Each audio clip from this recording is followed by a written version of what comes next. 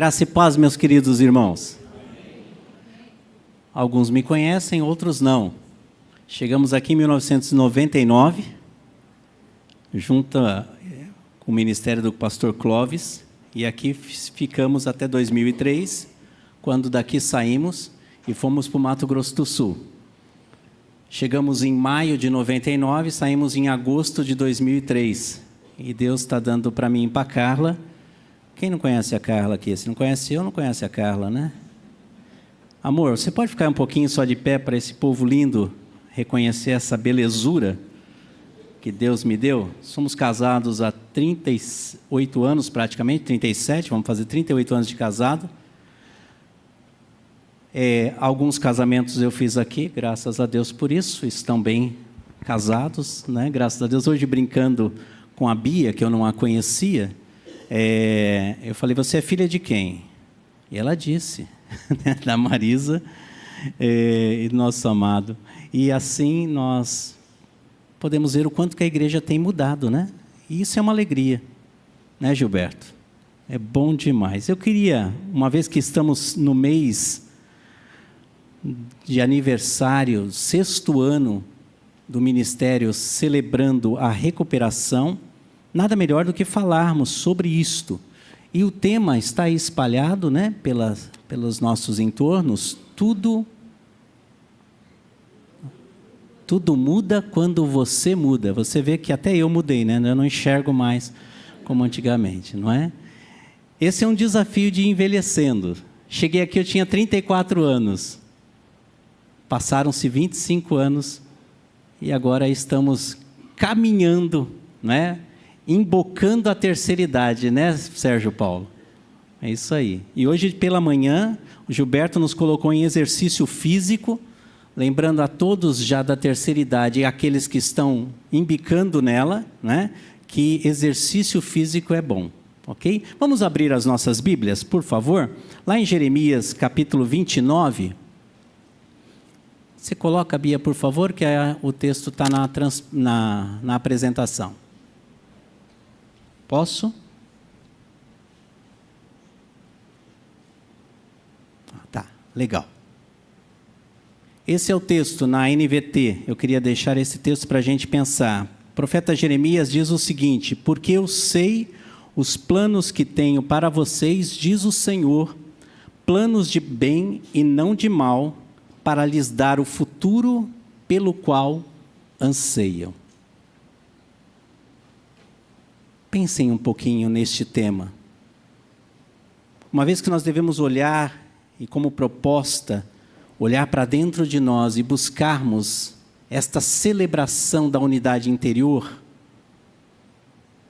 esse texto é um desejo do coração do Pai para com todos aqueles que ouvem esta palavra, na intencionalidade de Deus desejar o melhor para cada um de nós. E aí vem uma pergunta importante: por que muitas vezes nós não experimentamos isso? Por que lutamos a vida com todas as implicações que a vida pode nos ofertar e nos trazer ao longo da caminhada? Por que muitas vezes isso não é uma realidade? Kenneth H. Cooper, ele nasceu em 4 de março de 1931, este homem é vivo, ele tem hoje 93 anos e ainda é vivo, cardiologista. Ele foi uma das figuras importantes na Força Aérea Americana na década de 60. Lá em meados dos anos 80, quando entrevistado, perguntaram a ele: Dr. Cooper, o que é necessário fazer para ter uma boa saúde? Uma vez que ele era cardiologista. Ele respondeu o seguinte: as pessoas precisam correr, corram, e certamente vocês terão uma boa saúde. E daí então nasce, a partir do método que ele criou, que é praticado por nós, muitas vezes sem saber a origem. Muitas vezes eu e você falamos, eu não falo mais essas coisas, mas você ainda fala, vamos fazer um Cooper? Não é? Vamos nos exercitar, vamos fazer aí uma corrida. Tem a ver com este homem, é o método Cooper. E ele ainda está vivo, hoje tem 93 anos, passou uma década e meia. Em meados de 95, chamaram ele para uma nova entrevista e perguntaram para ele: Dr. Cooper, o senhor falou para nós, alguns anos atrás, que era necessário correr para ter uma boa saúde. O senhor hoje nos informa o mesmo método? Em 95 ele disse o seguinte: andem. Isto vai produzir uma boa saúde com melhores resultados. Quando jovem, nós temos naturalmente uma demanda de pressa na vida, é ou não é? Puxa, eu quero fazer 18 anos, diz o jovem. Por quê? Porque ele quer ser habilitado, ele quer dirigir, ele quer comprar o primeiro carro dele, não é isso? Puxa, eu quero ficar um pouco mais velho, ter alguma sustentabilidade na vida, porque eu quero me casar. A vida tem essa dinâmica, é muito interessante, não é? No entanto, eu queria que a gente pensasse, uma vez que estamos celebrando a recuperação e olhando a unidade interior, eu gostaria que esta verdade pudesse ser algo da nossa atenção. A vida não é uma corrida de 100 metros rasos. Ela pode ser assemelhada ou comparada, na melhor das hipóteses, como uma maratona. Eu tenho um amigo que anda comigo já há mais de 30 anos. A gente está envelhecendo juntos. Ele faz aniversário dia 28 de junho e eu faço dia 30. E ele é 1 ano mais velho do que eu e 2 dias.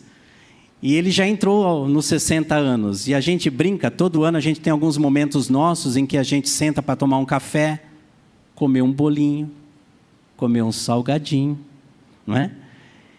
E aí, neste ano, no nosso encontro, ele disse o seguinte: depois que eu completar 60 anos, eu falo como que a vida vai mudar. E você espere um pouquinho mais. A vida em si tem essa dinâmica. E ele, esse meu amigo, ele tem um condicionamento físico legal e ele faz maratonas, ele participa de maratona. A vida, então, ela pode ser observada nessa dinâmica. É natural que, quando mais jovem, eu e você andamos muito com pressa. A vida vai acontecendo e aquela pressa toda vai dando lugar a um outro espaçamento natural, não é? E eu queria então pensar um pouquinho com você, porque a proposta do Celebrando a Recuperação, um dos lemas que é muito enfatizado é um dia de cada vez. E se olharmos nessa dinâmica, você vai perceber que, de alguma forma, as questões da vida, elas vão passar, elas perpassam dentro deste ambiente. Aonde? Se queremos resolver tudo na pressa, muitas coisas ficam por terminar, ou inacabadas. E precisamos observar a vida assim, não é? E nós, então, olhando para isso, eu queria te desafiar a dar um pulinho aí, passeie um pouquinho na sua Bíblia, no Salmo 90, que, por sinal, dentro dos 150 salmos, entre tantas pessoas que contribuíram, Davi, Asaf, né, que contribuíram na elaboração dos salmos, o Salmo 90 é de origem de Moisés, por sinal é o único salmo.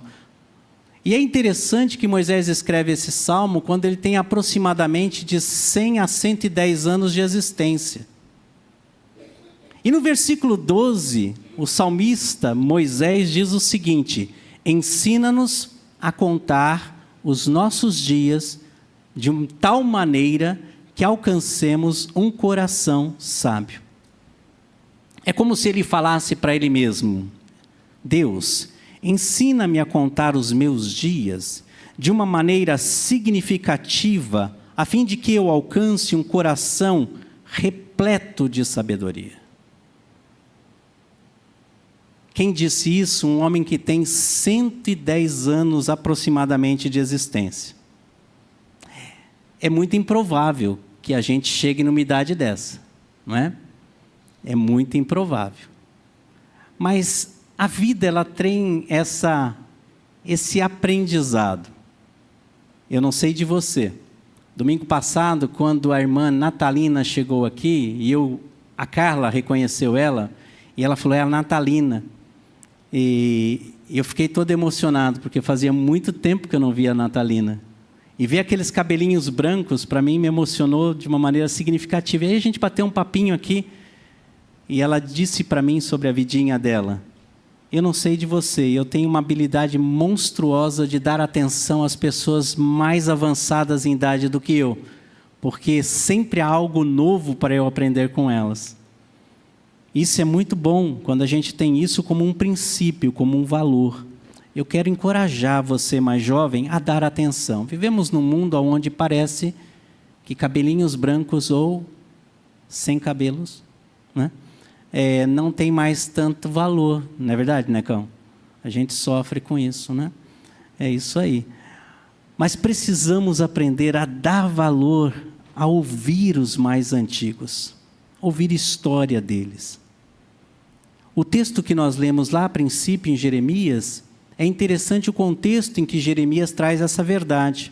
Por quê? O povo está em cativeiro, o povo está passando numa profunda crise, profundos conflitos eles estão enfrentando. Primeiro, de deslocamento, eles já não estão mais na sua terra natal, eles estão afastados. E com tudo isso gera um incômodo, um desconforto natural da própria vida. O que também não é incomum na nossa realidade. Hoje vivemos assim, em muitos momentos como este, de celebração, é o que muitos só têm isso. Essa é a mais pura verdade. A gente que lida com pessoas todo dia, a gente percebe o quão as pessoas estão carentes de momentos onde elas possam, de fato, sentar, ouvir, refletir para a produção de uma mudança de vida.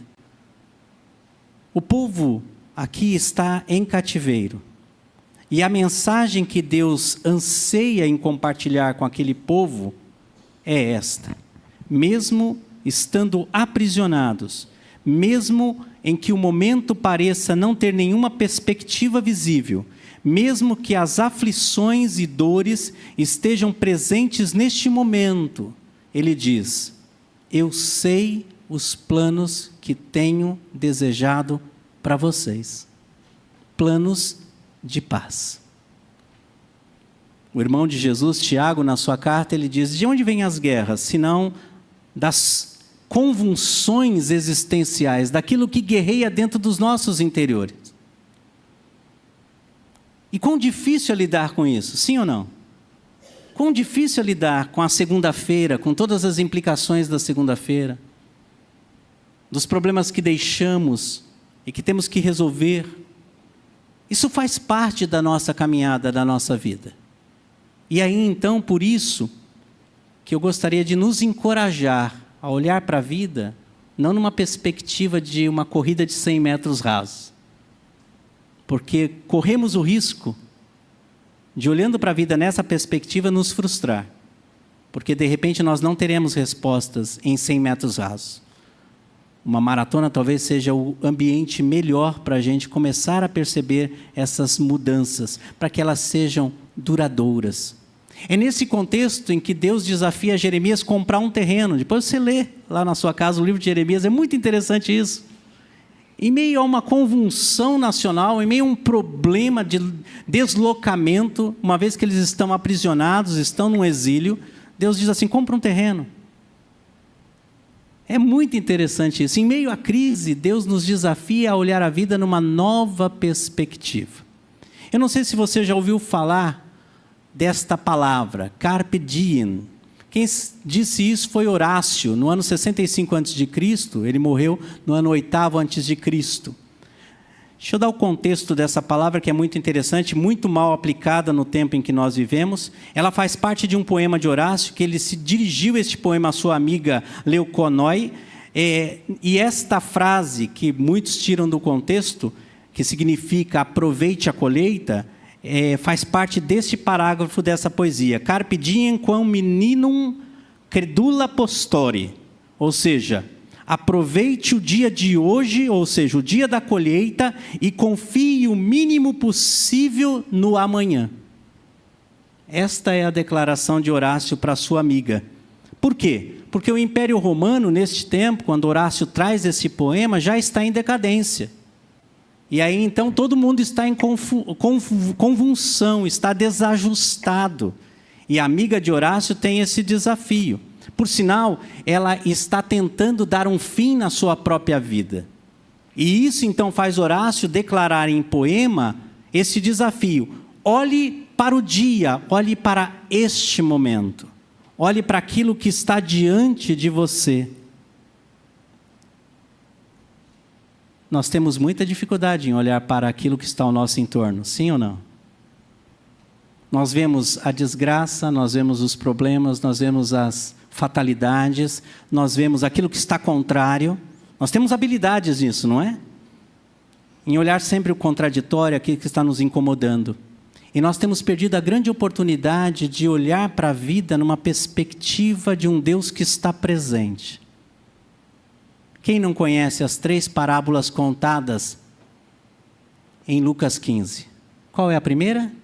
É da ovelha perdida, não é isso? Era um dia comum daquela manhã, não era? O pastor levou as 100 ovelhas para onde? Para o pasto, elas tinham de se alimentar.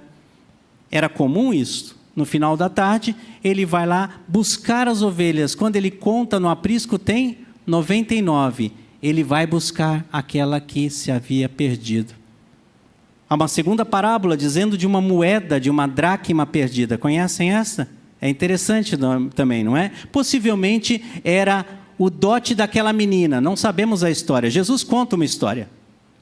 Talvez era o dote que o pai dela havia deixado, porque eram 10 moedas, eram 10 dracmas, e ela já não tinha mais ninguém. Diferente de hoje, as casas na época, no tempo de Jesus, eram de pedras, e não eram pedras bonitinhas, né?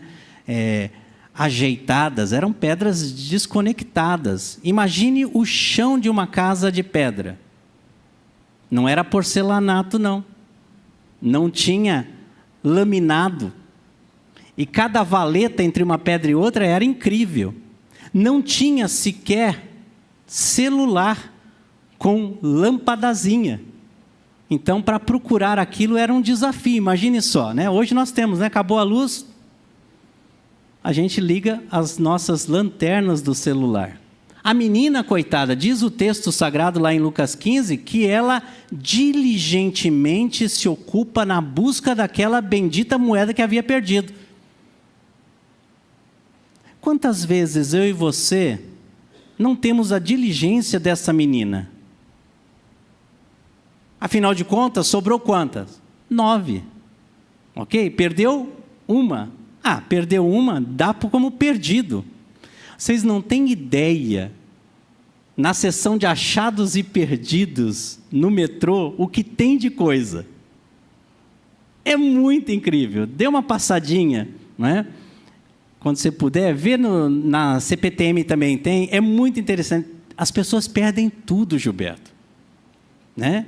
Outro dia eu vi um patinho lá, muito interessante. Pensei comigo, a pessoa vem de trem, entra com um patinho no trem, sai do trem, deixa o patinho. É brincadeira, não é? A menina perdeu uma moeda e ela diligentemente se ocupa em procurar aquela moeda. E a última parte da parábola, ou a última parábola, melhor dizendo, conta do menino, né?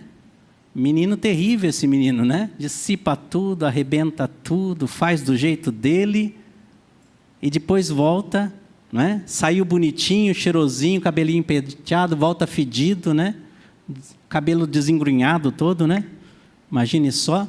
E ele volta para o pai. E por vezes, quando a gente olha para essas 3 perspectivas de ensino, a gente foca no que foi perdido. E a gente não gasta tempo em observar o texto naquilo em que foi achado. E é sobre isso que eu gostaria de deixar aqui para a gente. Tudo tem valor quando se entende o valor.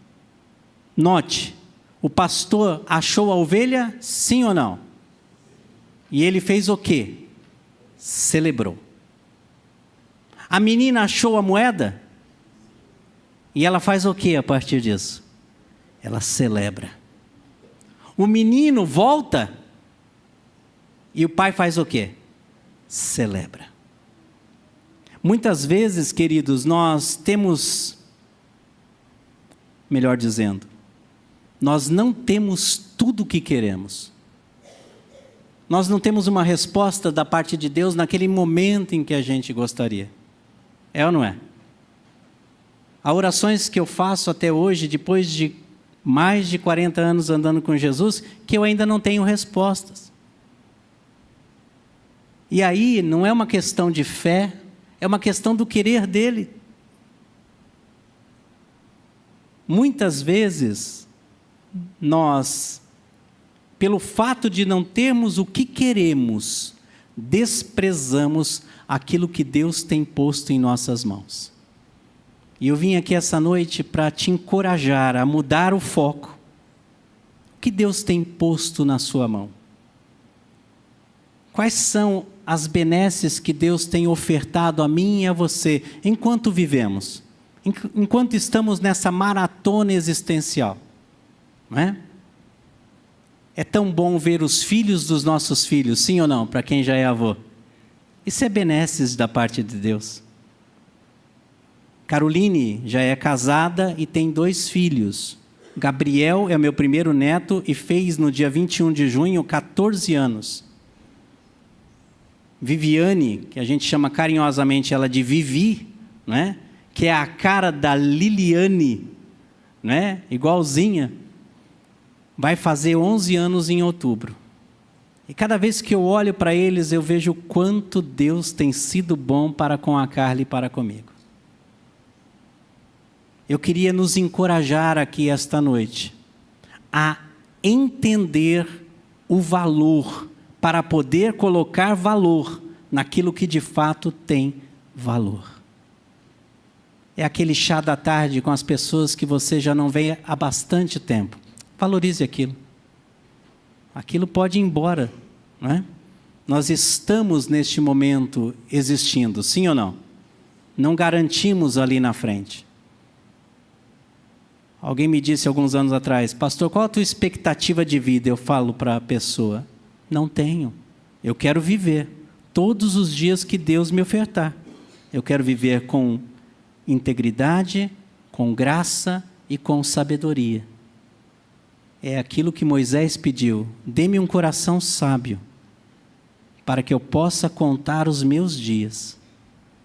Há uma segunda verdade que eu queria deixar aqui para nós.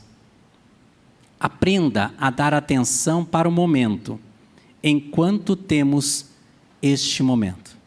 É exatamente isso a declaração de Horácio. Aproveite a colheita, disse para sua amiga, que estava num processo de tentativa de exterminar a própria vida. Aproveite a colheita.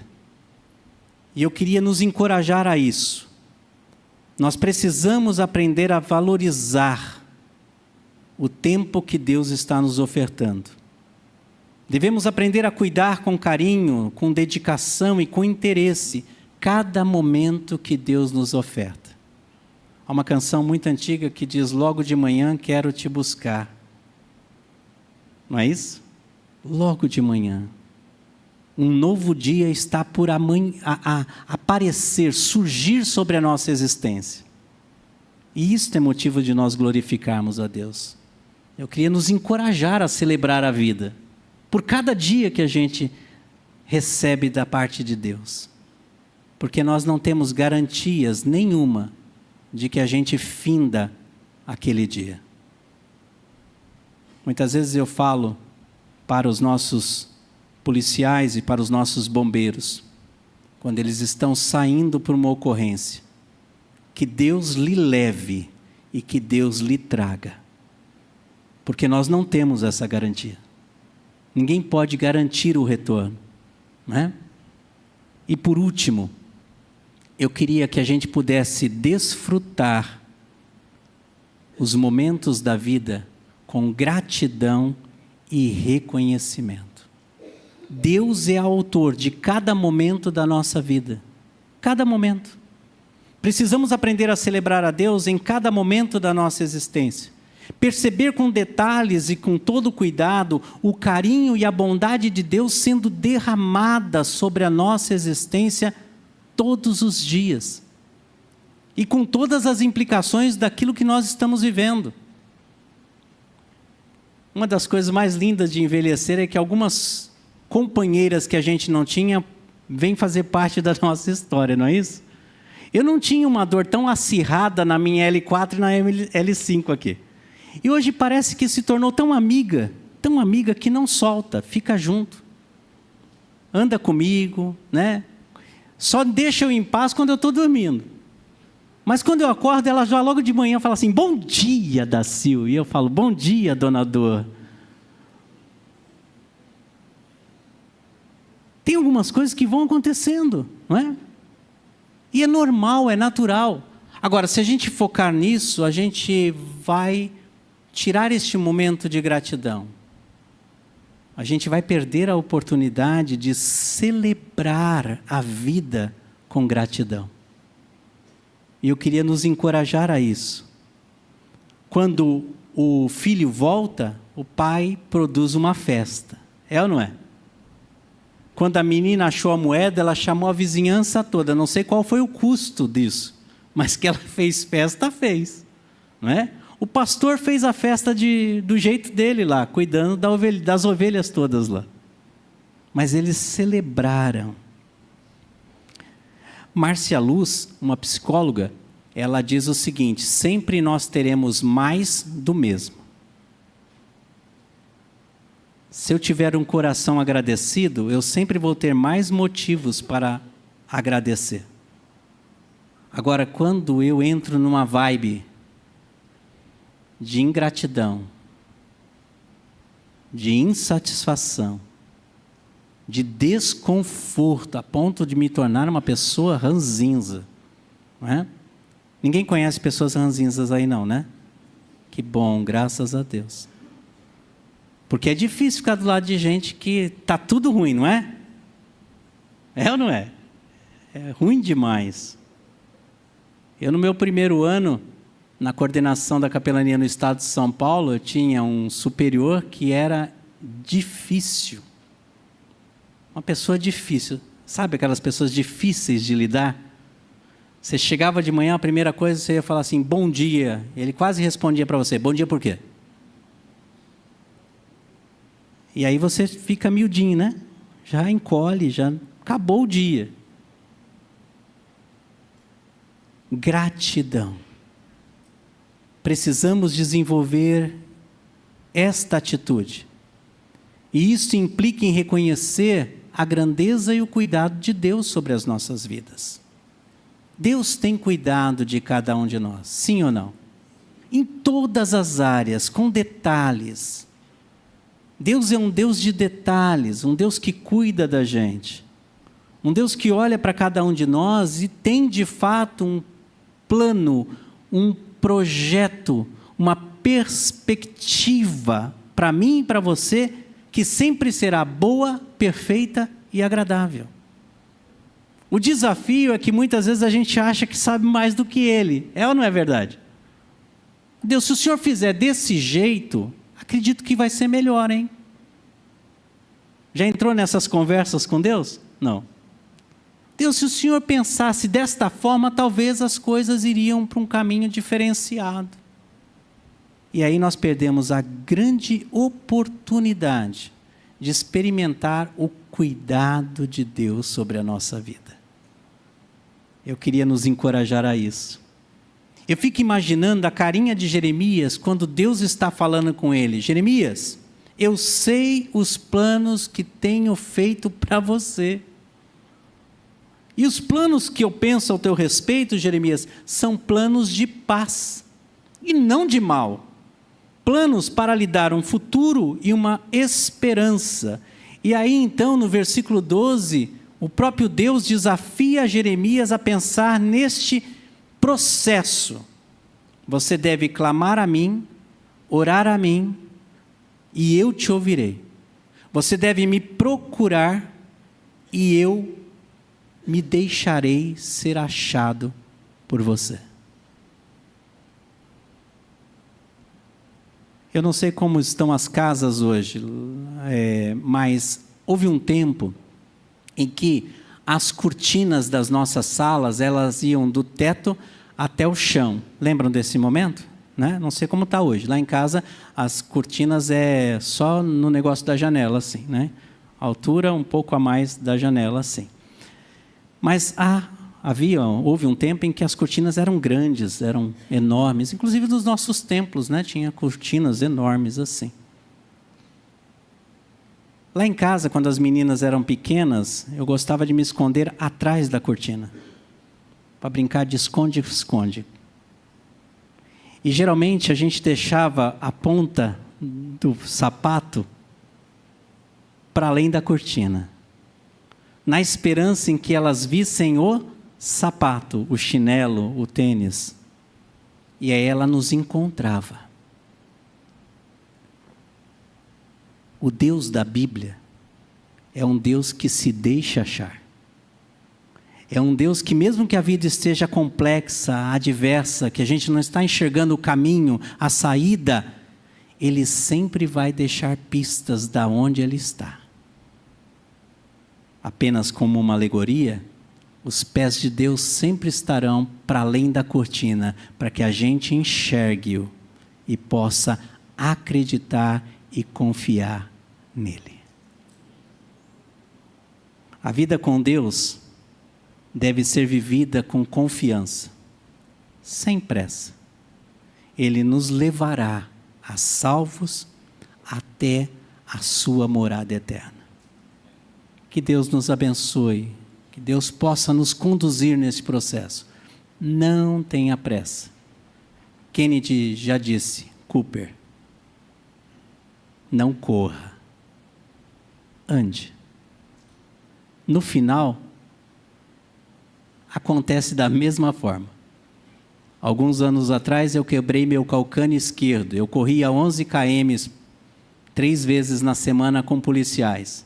Quebrei meu calcânio, não corro 2 km, já dói demais da conta. Mas dá para fazer caminhada. A gente chega nos 11 km do mesmo jeito. Leva um pouquinho mais de tempo, mas a gente chega lá. Vamos orar? Feche teus olhos.